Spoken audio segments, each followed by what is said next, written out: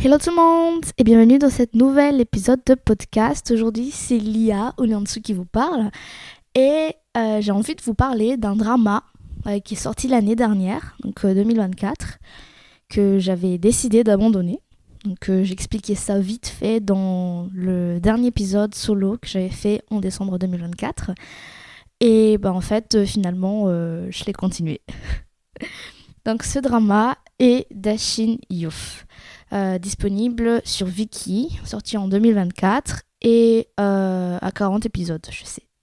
C'est encore les dramas lents, c'est un drama chinois. Et donc, ce drama raconte ce qui se passe avant The Blood of Youth, qui est un autre drama sorti fin 2022, début 2023, et qui est littéralement le premier drama que j'ai abordé, dont j'en ai parlé sur notre plateforme. Donc c'était le premier épisode duo avec Joélie. Et du coup, il raconte ce qui se passe avant ce drama sur une période qui couvre plus de 10 ans à peu près. Et jusqu'à peut-être 10 ans avant le début de Blood of Youth. Juste, j'ai envie de vous faire un rappel ou vous présenter c'est quoi le contexte de Blood of Youth, qui était franchement un de mes meilleurs dramas à l'époque. Mais bon, je vous laisse regarder un peu pourquoi, si vous êtes intéressé dans le premier épisode qu'on avait regardé. C'est l'occasion, franchement. Et du coup, dans ce drama, il y a 4 rôles principaux, 4 jeunes qu'on suit principalement. Initialement, ils sont des inconnus entre eux. Ils s'embarquent ensemble dans une aventure typique art martial et se retrouvent en fait mêlés dans une histoire de guerre de pouvoir, malgré eux, donc par rapport au trône et tout ça. Des histoires de rancœur qui n'ont pas été résolues du côté de l'empereur. Et voilà. Et donc, dans The Blood of Youth, on nous informe qu'il s'est passé des choses avant que l'empereur actuel arrive au pouvoir, qu'il est arrivé certaines choses qui a fait que les princes ne sont pas du tout en harmonie entre eux. Bon, c'est pas vraiment étonnant de base, mais là, on nous parle de plus que juste une histoire de pouvoir en fait. Et on nous raconte aussi les histoires des parents, des 4 rôles principaux qu'on suit dans le drama. Bref, tout ça pour vous dire que The Blood of Youth, c'était un drama qui était une exposition de l'état actuel des relations et tout, sans expliquer pourquoi. Et dans Dashin Youth, en fait, on vient avec la même énergie des jeunes, de la jeunesse et tout ça, mais expliquer ce qui s'est passé. Et donc, avec la génération juste avant The Blood of Youth. Donc je disais dans le podcast fin 2024, donc en décembre 2024, que j'avais beaucoup de mal à passer les 5-6 premiers épisodes. Je l'avais commencé avec mon copain et en plus j'ai un peu de mal à regarder des dramas en ce moment parce que quand je travaille tout le temps sur l'ordinateur, il faut arriver à la maison encore sur écran, ça me fatigue. Donc je regarde très peu de dramas mais genre juste toute seule et j'essaie de regarder plus avec lui en fait pour passer du temps avec lui.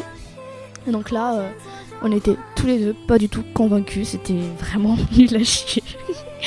Et même j'ai vu d'autres retours en fait sur le début du drama comme quoi c'était pas du tout accrochant. Bref, moi j'ai décidé de continuer parce que je m'ennuyais, je me suis dit j'ai pas envie de commencer un autre drama, vas-y j'ai déjà commencé ça, je continue. Et Quentin il a abandonné. Bon, aujourd'hui je me retrouve à vous dire que du coup j'ai kiffé le drama. Tout autant que The Blood of Youth, que j'ai beaucoup aimé à l'époque. Il y a beaucoup de choses à en tirer dans ce drama. Je vais pas vous expliquer qu'est-ce qui se passe parce que c'est pas le but de l'épisode. Mais juste, une fois que la partie ennuyante du début est passée, et en fait c'est trop bien. On revient sur les réflexions que j'avais eues sur The Blood of Youth. Donc c'est des réflexions sur l'importance par exemple de la vie de couple, de famille ou d'enfants, donc c'est tout ça en fait, les conséquences de tous les choix qui ont été faits à l'époque de Dashin Youth, ça a donné quoi dans The Blood of Youth. Je ne me rappelais pas du tout de Blood of Youth, c'est arrivé petit à petit en regardant le drama que je me rappelais des choses, mais en fait on n'a pas du tout besoin de connaître The Blood of Youth pour comprendre quoi que ce soit. Je pense que c'est plus intéressant de regarder d'abord Dashin Youth et après The Blood of Youth. Mais c'était cool de mon côté, genre en se disant c'était comme ça dans The Blood of Yoff. Ah, c'est pour ça que c'est comme ça, c'est parce qu'il s'est passé comme ça, nanana, dans Dashing Youth. Et en fait, j'ai beaucoup aimé faire ça. Je suis contente quelque part de l'avoir regardé toute seule, dans ce sens-là. Bon. Il y a les sujets que je trouve assez sérieux, comme l'importance d'avoir en fait des gens qui te soutiennent dans ce que tu fais. Des gens qui se battront pour toi. Donc c'est vraiment cette histoire de la même thématique dans The Blood of Yoff. Ils savent pas ce qu'ils veulent faire dans leur vie, mais quand ils décident de faire un truc, ils ont toujours des gens sur qui ils peuvent s'épauler. Dans Dashing Youth, c'est des gens qui mourraient pour toi en fait. C'est un level. Et même qui mourraient pour te ramener sur le droit chemin. C'est pas juste faire ce que tu veux, parce que y a un personnage, il fait des choses, donc ils sont d'accord avec lui, donc ils vont l'aider. Mais à un moment donné, il part un peu trop en vrille. Et son meilleur ami, il est là en mode non, ça va pas, je veux le ramener, c'est pas du tout bien ce qu'il fait. Et je le tuerai pas et tout, quitte à ce que je meure, mais il faut que je le ramène sur le droit chemin. Donc ça, j'ai beaucoup aimé, j'ai vraiment énormément aimé. Là, c'est de la bromance pure. Il y a beaucoup de romance aussi dans le drama, d'ailleurs, tout est basé sur ça en fait. Toute l'histoire est basée sur ça, mais il n'y a pas énormément de scènes de romance. C'est des histoires romantiques. Quand quelqu'un met en priorité dans sa vie des choses comme l'avidité, la cupidité, l'argent, en fait, cette mindset de jamais satisfait, je suis jamais satisfait de ce que j'ai, je veux avoir plus et tout, ça donne quoi comme conséquence? Et clairement là, l'exemple romance, cette femme est déjà quelqu'un d'autre, ou cette femme m'aime pas, mais je vais quand même forcer. Ça a quoi comme conséquence? Pas beaucoup de choses.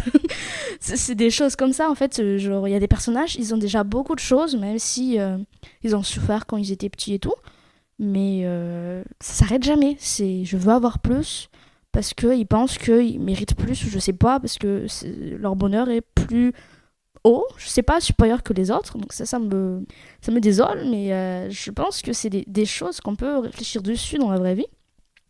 Il y a des dilemmes du type chercher la justice, mais en cherchant la justice, tu risques de tuer plein de personnes, enfin en dégâts collatéraux, pas forcément en voulant tuer ces gens. Et l'autre possibilité, c'est de pardonner et de move on.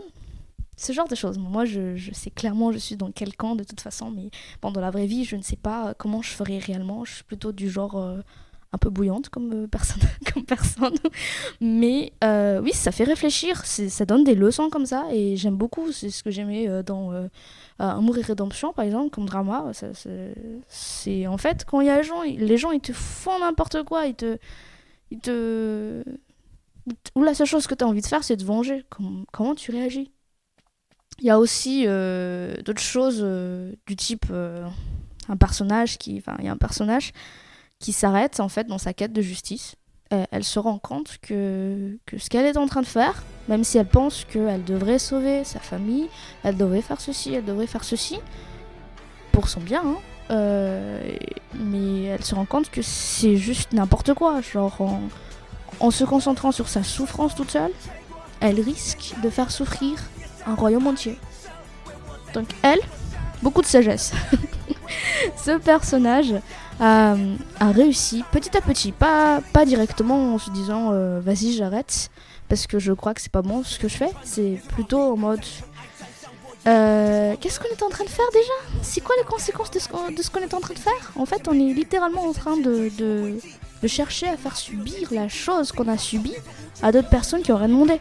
Et donc au contraire, ce personnage du coup il fait un bon contraste avec un autre personnage qui a décidé de faire tout le contraire, tout simplement.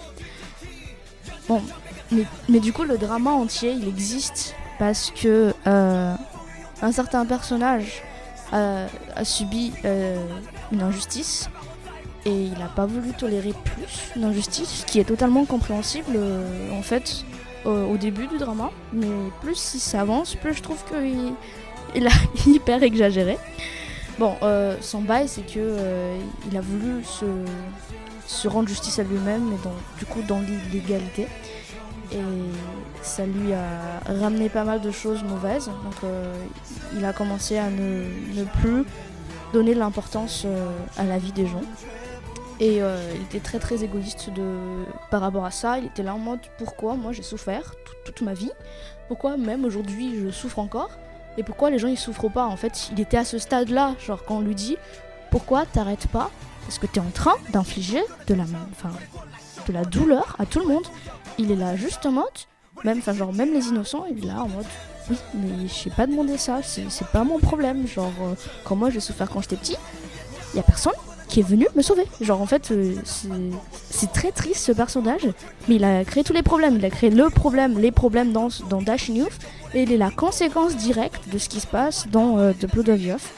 Et ça on le sait pas du tout quand on regarde The Blood of Youth. On sait qu'il a quelque chose qui s'est passé, mais on sait pas ce qui a été fait. Voilà, beaucoup de réflexions sur ce drama, et j'aime beaucoup ce genre de choses. J'aime beaucoup quand au fur et à mesure du drama, au fur et à mesure, après que je finis le drama, je suis là en mode waouh, je peux me poser et se dire qu'est-ce que j'ai appris, qu'est-ce que ça peut changer quelque chose dans ma vie et tout. Je sais, je fais trop en mode littéraire au lycée là, quand on faisait français et que du coup tu lisais un livre et après tu fais un commentaire et tu regardes un peu ce qui par rapport à ça. Je pense que ma façon d'interpréter les dramas aujourd'hui est majoritairement quand même issue de ce que j'ai fait en prépa. En prépa, on nous donnait 3 livres, 2 histoires et un livre philosophique. Et on commentait tout au long, en fait, pendant l'année scolaire, en français philo, ce genre de choses. Et j'ai beaucoup gardé cette façon aujourd'hui. Pour ce drama-là, il y a beaucoup de gens qui sont pour le personnage que je vous ai expliqué tout à l'heure, qu'il est le source de tous les malheurs, mais en vrai, c'est pas vraiment lui parce qu'on lui a fait souffrir.